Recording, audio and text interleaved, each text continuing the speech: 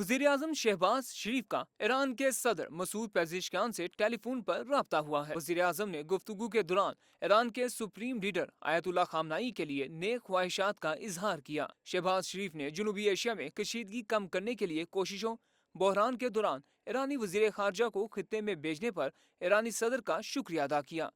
ईरानी सदर को वज़ीर-ए-आज़म ने बताया कि भारत के बिला इश्तियाल हमलों में ख़वातीन, बच्चों और मासूम शहरियों की शहादत हुई है। पाकिस्तान हमेशा अमन का ख्वाह है। वज़ीर-ए-आज़म ने भारत की सिंध तास मुआहदे की खिलाफ वर्जी की कोशिशों पर तशवीश का इजहार भी किया और कहा कि भारत के इस इकदाम को गैर कानूनी और पाकिस्तान के लिए सुर्ख लकीर समझते हैं। वज़ीर-ए-आज़म शहबाज शरीफ ने कहा कि जम्मू कश्मीर का तनाज़ा जनूबी एशिया में अदम इस्तेहकाम की बुनियादी वजह है। मसला कश्मीर का मुनसिफाना हल जनूबी एशिया में पायदार अमन की कलीद है।